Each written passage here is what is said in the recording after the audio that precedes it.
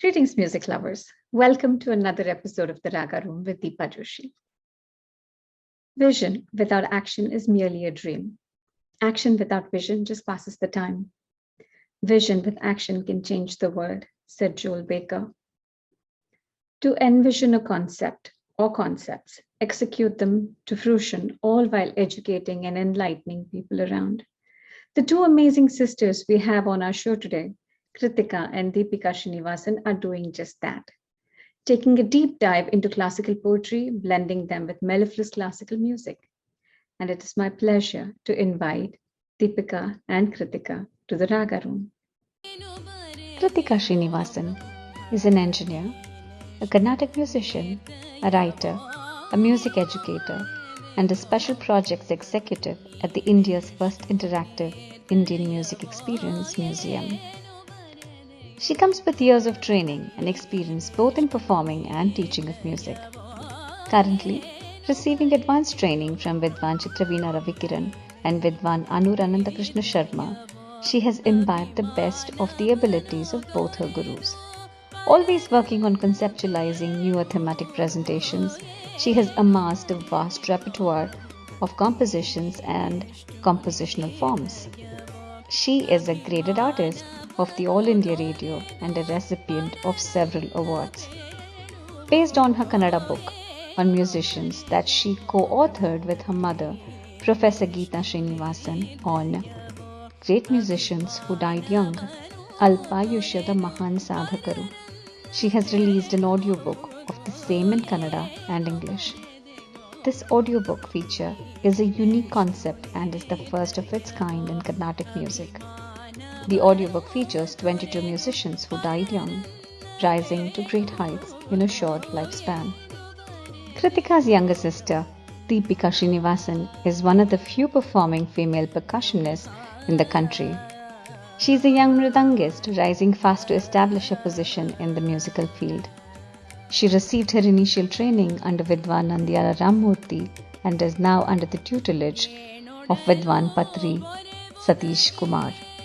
She has completed Vidva degree in Mridanga, conducted by the Karnataka Secondary Education Board with distinction. She is a B-high graded artist of the All India Radio, Bangalore. She is a recipient of the prestigious Scholarship for Young Artists from the Ministry of Culture, Government of India. She has received a music scholarship awarded by Karnataka Sangeet and Nritya Academy. She has arranged music for a tripartite YouTube series, Kannada Kavya Kamanabillu, which explores the presentation of medieval Kannada poetry in a Carnatic classical setting. She has also performed for programs produced for television such as Doordarshan, Shankara, Zee Kannada, InSync. And it is with great pleasure that I invite Krithika and Deepika Shinivasan to the Raaga Room.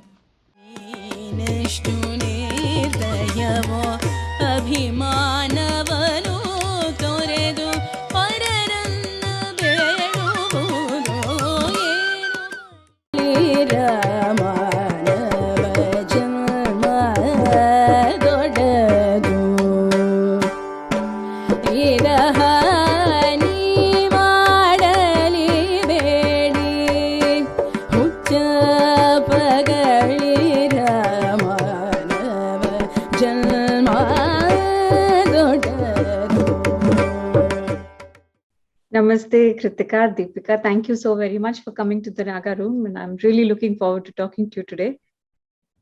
Namaste, Deepika. It's entirely our pleasure to be doing this with you. Thank you. You know, time after time when I meet artists on Raaga Room, it leaves me so amazed at how art can be a medium and how it becomes a manifestation of a person's personality.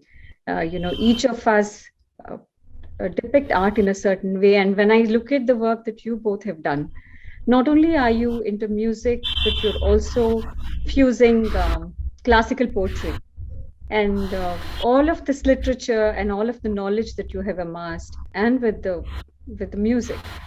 So how did you come into this space, and how were you introduced to all of this literature?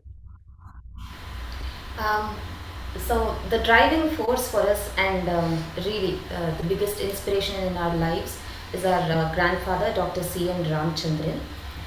He is a Sahitya Academy award-winning writer in Kannada. He's also professor of English. He retired as professor emeritus from the Bangalore University, and he loves music. So he's also one of our. He follows both of our musical careers with a lot of interest, and is amongst our most loyal audience as well. So after every concert, we would get into discussions about what we presented, and then we would go into the literary aspect of it. So this started pretty early on, and my our mother is a professor of English. So it's you couldn't have escaped good grammar at our house, really, because of this background. And we were always encouraged to read a lot in any language for that matter. And there'd always be literary centric discussions at home. So it seemed almost very natural for us to have these interests, because it is an extension of the passions of both our grandfather and our mother. So it seemed very natural for us to be interested in literature, and of course classical music as well, because our parents and our grandparents as well are die-hard connoisseurs of classical music. So it was a very natural, organic thing to have happened in our house, that we would be interested in classical literature and music.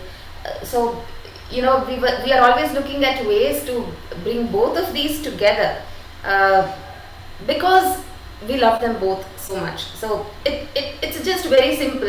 The passion at home for literature and music is just too great.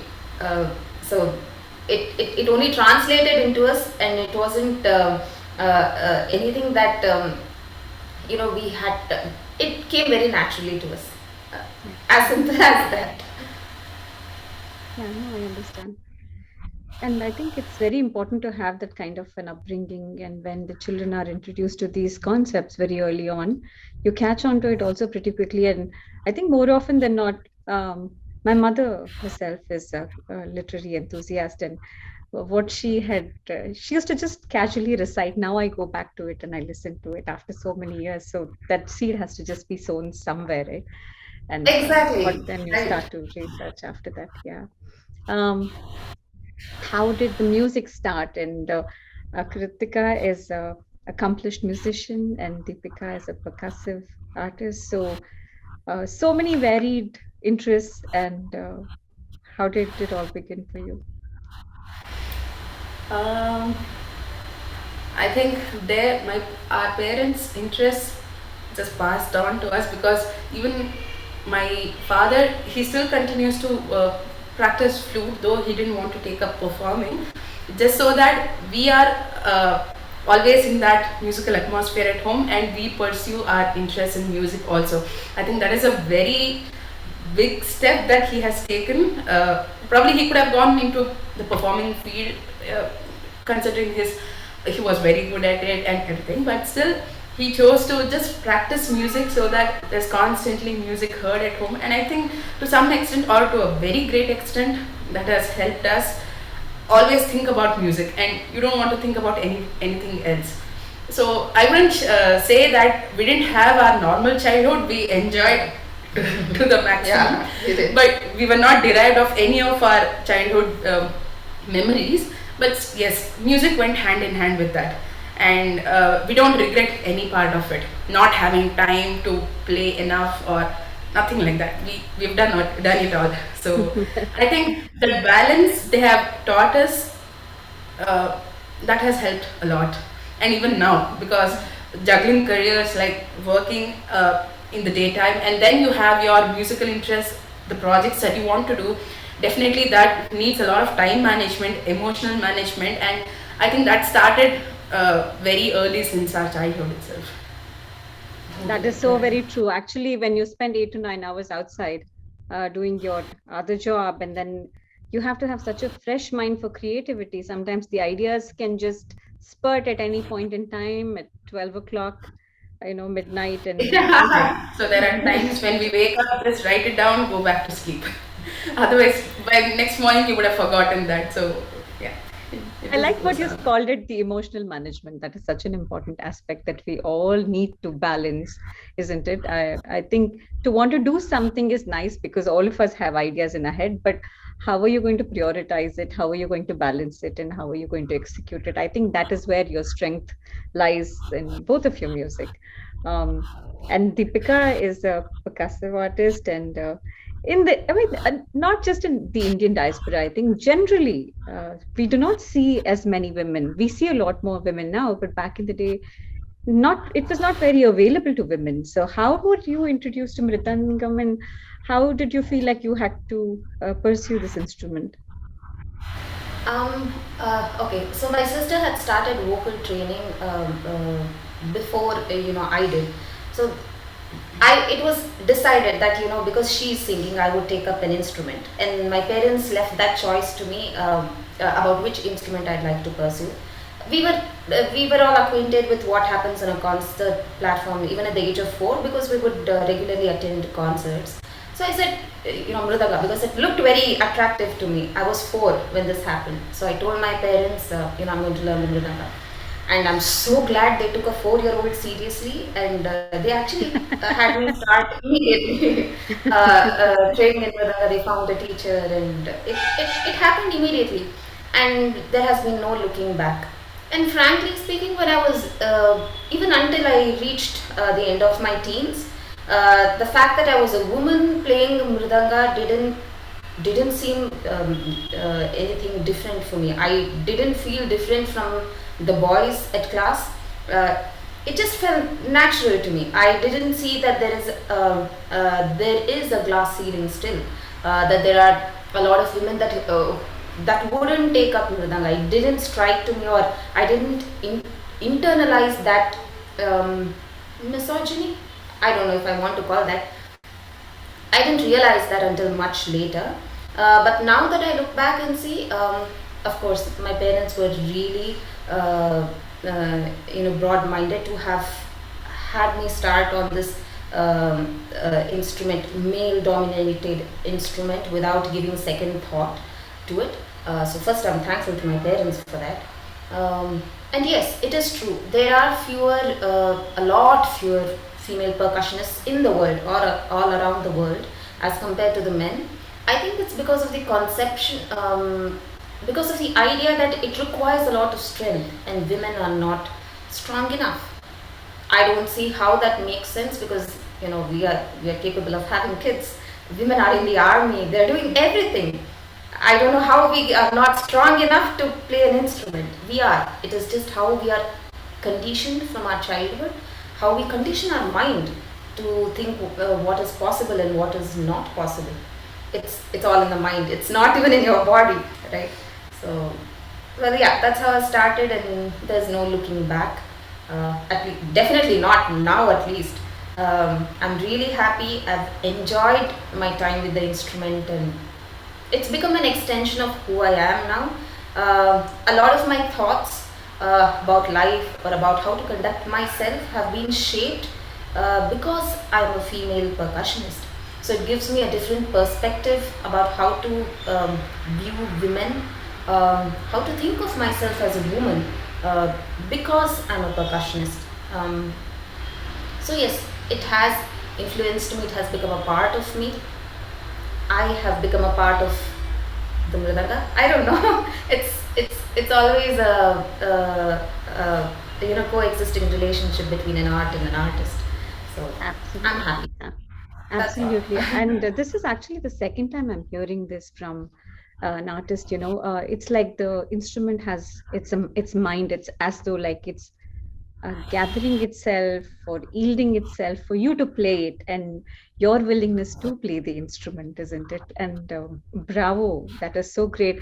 And the more and more people see, artists like you, that's such an inspiration for them to pursue it. So kudos. I mean, you guys are so multi-talented, and Deepika has co-authored a book or authored a book. I think you're right. Alpayushyada Mahasadhakaru. That was the title. Yeah. And it was also, you have an audible version of it, is what I think. Yeah, so there's an audio book in both English and Kannada, along with the musical presentations as well. So that has been a very life-changing experience, I should say, because we didn't think we could actually do that. For every project we have this doubt, can we do this? We start doubting ourselves, and when that's how we realize our strengths also. We commit and then we think how we are going to do it. But it all comes together. Yes. Thankfully, thank God. Yeah, it does. Make sure we do that. Yeah, there's no point in just doing. Yeah. So I would love to hear your thoughts on the book, and how did you conceptualize it, and what were the thoughts that went in your mind when you were researching for this book and writing this book? So this is the second part in the series called Alpayushyada Mahasadhakaru that I have co-authored with my mother, Professor Deepika Shinivasan. She wrote the first part, Alpayushyada Mahasadhakaru, which included artists from various fields, like even sports, cinema, religious, everything, who died young, who achieved and rose to great heights, and who died young. So this was actually a series of talks on a radio program, and they liked it very much, and they asked her if this can be brought out in some format other than the talks that was already aired. So that's when she came up with this book, first in Kannada. It received an overwhelming response, I think, and even still people do write to her saying it's an amazing book and it's a lot of inspiration. Yeah, it's in its 6th reprint now. 6th reprint, yes. So I think then she had the thought that when there are so many people around her getting inspired with the book, why not inspire the people at home who are musicians and who need this inspiration dosage every day. So that's when she came up with a thought that, okay, since being associated with music, she knew that there are many achievers who died young, but probably we didn't know the exact names. So that's when she talked to people and then found out some names that, oh, there are so many artists who probably we don't even know about and haven't heard, but they were really great. We can't question that. It is just our ignorance probably. So that's when she came up with a list. Okay, these are the artists. I would like to write about them. So, and then she asked me, would you like to contribute in any way or write? Because until then, writing is not my forte, is what I thought till then. But then I realized, yes, this is one more thing I can add to my list now, and probably, yes, consider that as well. So it needed a lot of research, and I think to a great extent the wealth of knowledge that Ananya GML Cultural Academy, that Ananya Sabhe, which Dr. R.V. Raghavendra runs, he has amassed so many books on music and musicians. I think to a great extent we refer to the books in the library, Ananya Sangrahalaya. So every day I used to just go there, scan or write book matter and then get it and process it, and we used to discuss and what is important, because there's so many instances in an artist's life that can be portrayed, but what we want to do and how we want to do is left to us. So we had a certain format and we just stuck to the format, and yeah, we have covered around 24 musicians, so who are basically composers mainly, and then the last part covered musicians performing artists in general.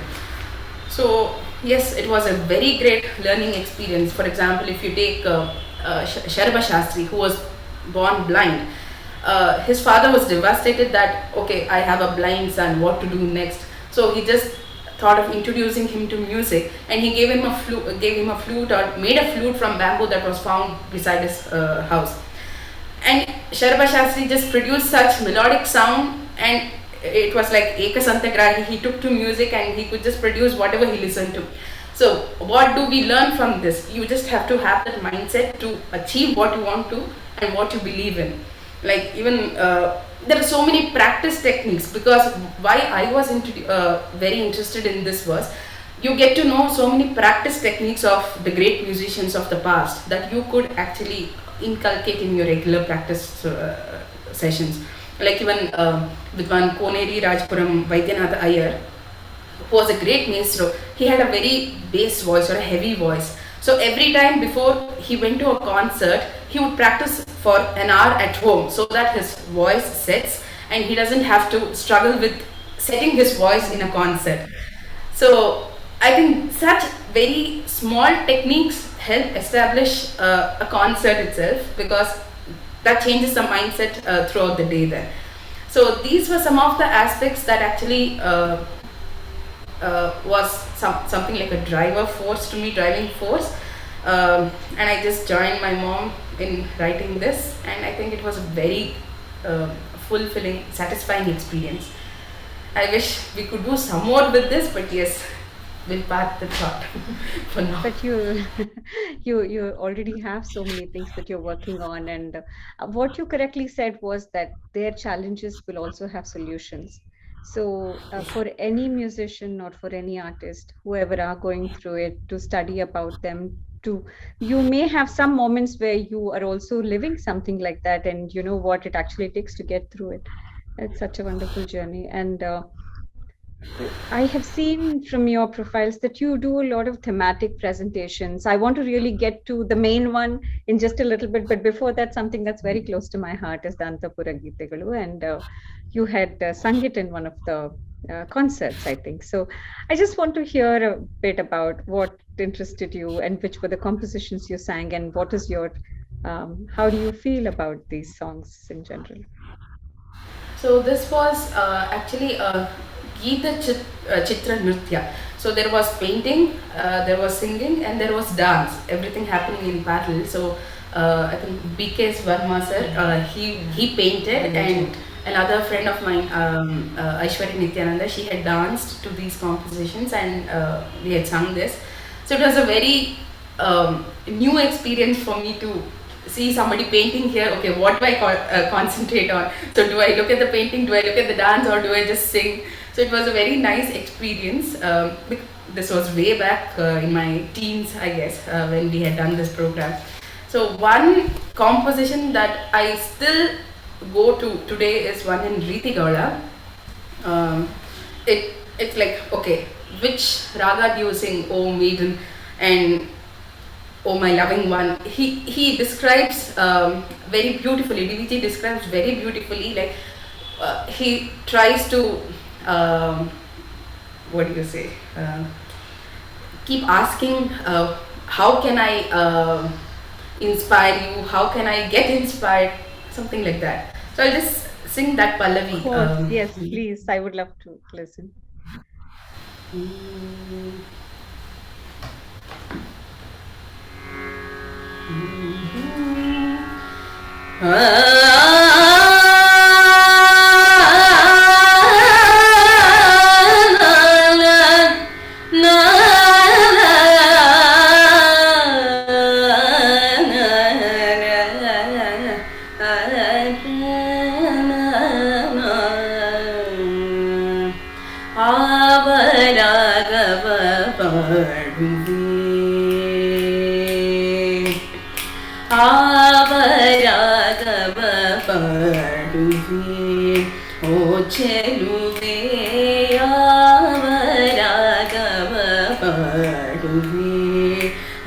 ಚೆಲುವೆ ಎನ್ನೊಲವೇ ಬಾಳ್ಗೆಲವೇ ನೀನಾವ ರಾಗವ ಪಾಡುವೆ ಆವ ರಾಗವ ಪಾಡಿ ಆವ ಮಾಡವ ಮಾಡಿ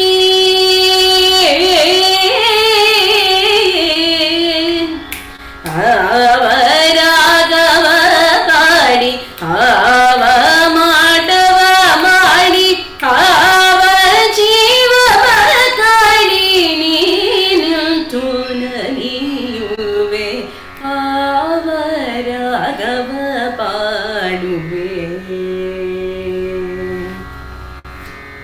This is something So I nice. just love, and the Raga Riti Gaula also. So Oh, I can keep listening to this you. is one thing.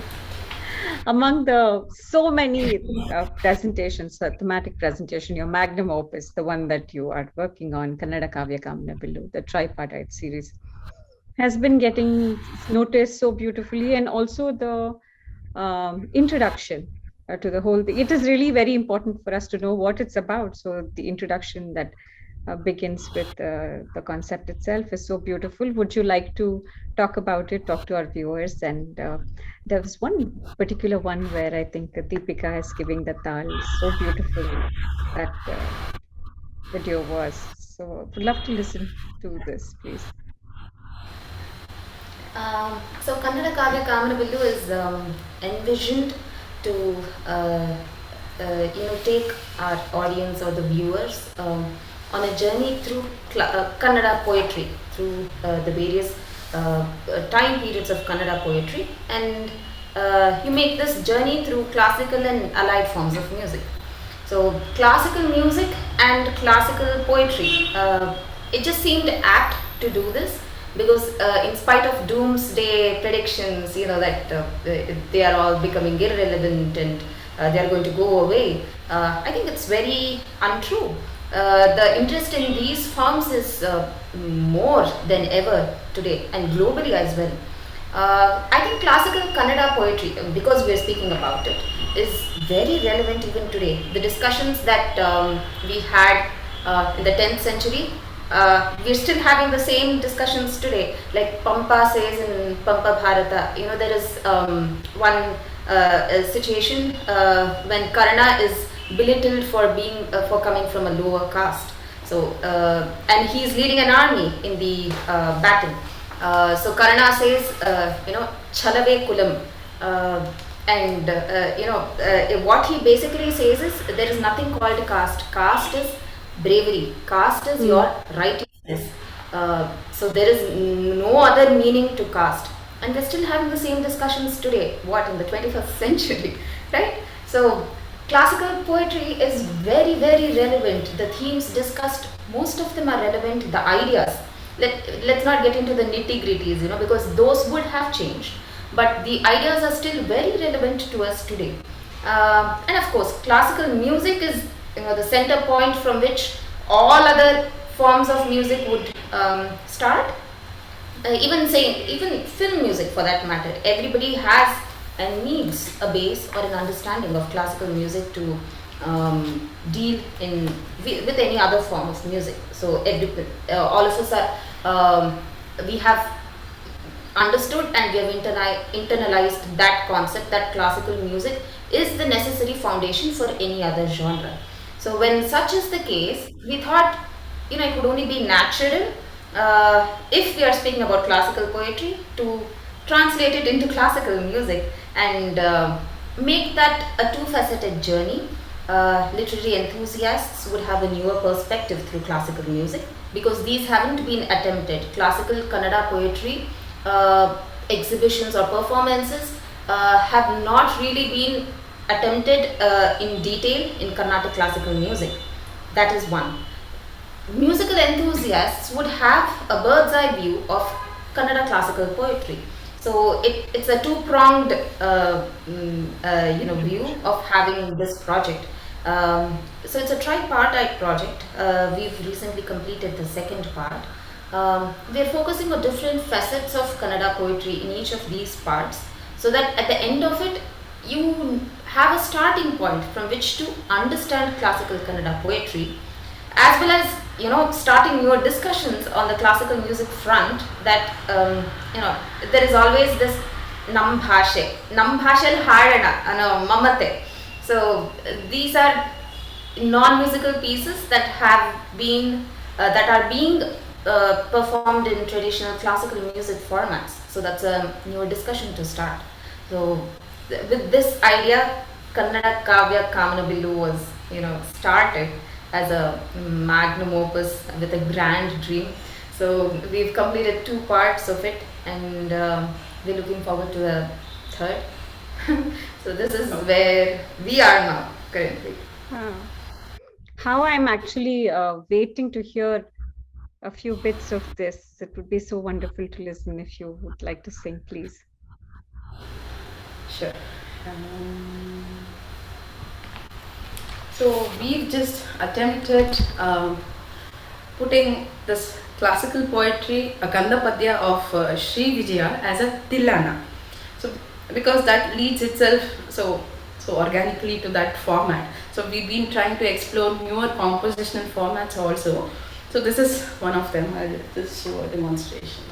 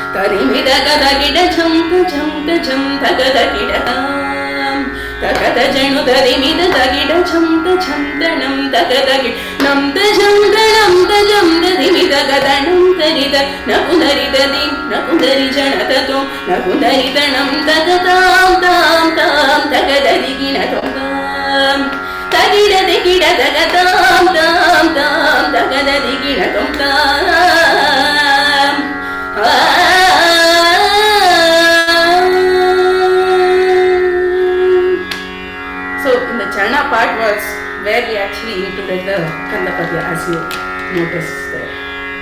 So these, having a Kannada Padya or a poem verses from Kannada classical poetry in a Tillana format is unheard of. These have never been associated even closely together. So this was one of the ideas of Kannada Kavya Kamanabillu, that we explore unhitherto associated forms of classical music with classical poetry. Wow. First of all, thank you so very much. That was just so beautiful. And I was just thinking that you have such a big body of literature, right? How do you pick these pieces that you want to, take excerpts of it and tune it and, perform? I think for us to read, understand, and then choose a piece of work would take another lifetime. So we rely heavily on this for the selection of compositions for on our grandfather, Dr. C. N. Ramchandran. So he, because grammatically, technically, what would suit music, probably he has a better idea. So he selects some of these compositions or the verses that need to be projected or that can have a very good impact on the listener. So he makes the selections and he sends it to us, and then we try and brainstorm, okay, what format do we want to explore. Or there are times when I've done the composition, tuned it, and then I send it to her, so just give me a feedback, and then she like totally negates it, no, we'll have to rework. So I truly appreciate that, because though it's hard work, because you've already gone through the tuning process, but then having that first hand frank opinion is of utmost importance, and I have to thank her very badly for that. Because I truly appreciate, because we wouldn't want to go make that blunder in front of a larger audience, and then we have that love-hate relationship where you don't want to appreciate my work, okay, go negate it, but then at the end of it, when it all has good responses, we are there, okay, thank you so much for your feedback. So that's that relationship. But yes, having somebody say something so frankly without any bias, okay, she's my sister, she might feel bad, nothing, no nonsense of that sort. So she gives me that frank feedback, and then we again brainstorm how can it be made better, how can you make it more innovative, creative, add some aspects of rhythm to it, because not of course music and rhythm go hand in hand, and that has to be the case. So in implementing some little technical aspects of rhythm definitely makes a very big difference in any form of music. So we try and do that here as well, and I think to a large extent that totally changes the scene. So each of us has our expertise, and we try and interchange and or contribute that expertise with each other. You know, every time, so it starts with our grandfather, who will say, okay, we could use this idea and we could, portray this idea. And then when it comes to us, there are so many rounds of, first being creatively charged, and then going through one round of composing, and then one entire round of, self-doubt, is this going to work? And then total fight over it. So we are going through multiple iterations of this for every composition that way. So I think one composition that we want to highlight here is the Ranna's Gadayuddha Padya. Yes. Where we present it in a slightly Western format, because we had a lot of discussion how it would be received, like the traditional part concept being presented in a Western arrangement without compromising on the aesthetics of the poem itself. I think it was a wonderful experience to actually work with Bangalore String Quartet, Dr. Josna Shrikant and her team. They understood the aesthetics of the poem, and so well it was composed, and they brought out the orchestration very nicely for that.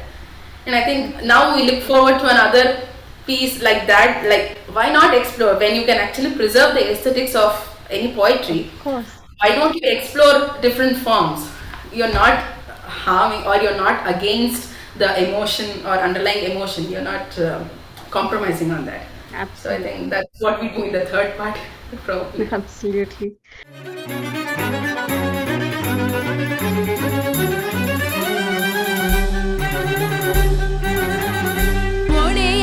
ஜாண்டம் குலகிரி கெடையல் பிளியல் கேதாத்ரி திவிஜர் நடுகல் கே ஒடரி சுவினம் ஜடாசுர ஹிடிம்ப பகவைரி சிம்ஹலாரங்கைதம் ஒடையல ஜாண்டம் குலகிரி கெடையல் பிளியல் கேதாத்ரி திவிஜர் நடுகல் கே ஒடரி சுவினம் ஜடாசுர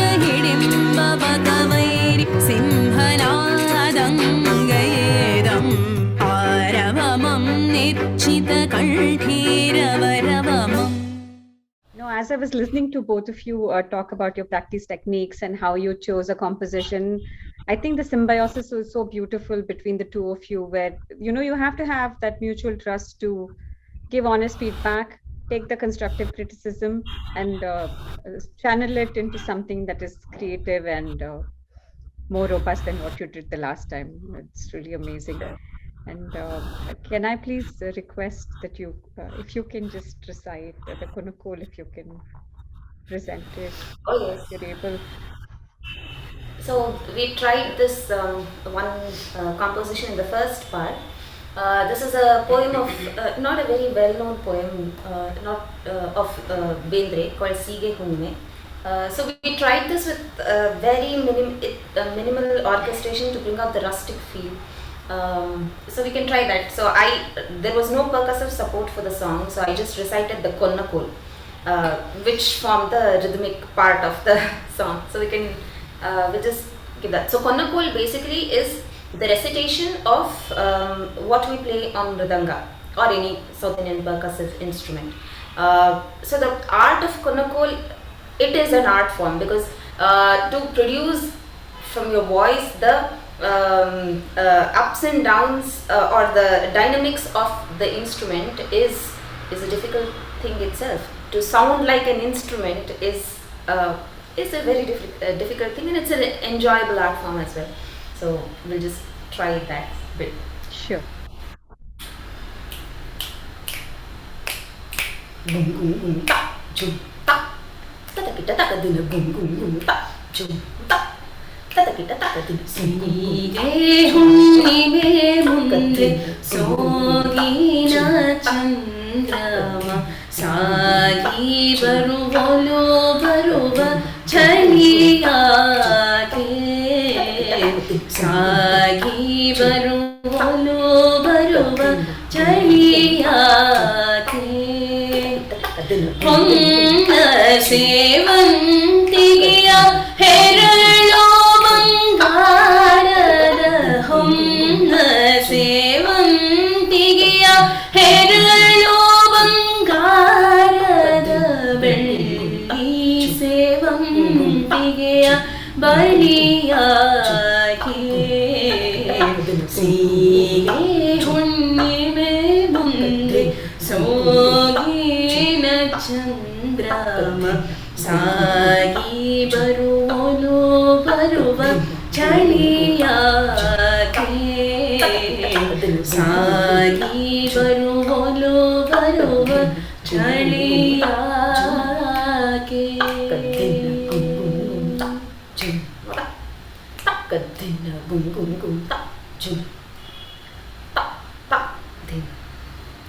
Array, so lovely. Can I come and live with you? And Oh share yes. some Got that too. So lovely. Such so wonderful listening to you. After all that we have talked about, what is your vision for Kannada Kavya Kamanabillu? I'm sure you have plenty of things planned. Well, so our first part, so this is Kannada Kavya Kamanabillu is envisioned as a tripartite series. So it has 3 parts, focusing on broadly on three different time periods of Kannada poetry, and 3 different facets. The first part focused on the metrical forms and the lyrical meter, of course. The second part focused on figures of speech, and this was mostly medieval Kannada poetry. So the third part will feature modern poetry. Of course, because the themes of each of these periods are different, it requires different musical treatment. So the third part with modern poetry is, even we don't know what we're going to do, but it definitely will be very different from the genres that we've tried in the first 2 series, with very different orchestrations, and it's just about how much we're willing to push the line for ourselves, for our own limits, and pre-existing notions. So yeah, third part is going to feature modern Kannada poetry and what we can possibly do with it. I'm sure it will be wonderful, and I pray that you expand your horizons to the maximum, and I hope that all the best happens and you continue to spread the joy of music, just like you both have been doing. And it has been so very wonderful listening to both of you. Thank you so very much for coming to the Raaga Room, and I wish you all the very best for all your future endeavors. Thank you so much. Thank you so much. It's such a pleasure speaking to you. Thank you so much. Thank And to the Pleasure's Raaga all mine. Thank you. Dear viewers, we thank you so very much for joining us on this episode of the Raaga Room. We hope this episode was educative to you just as much as it was to me.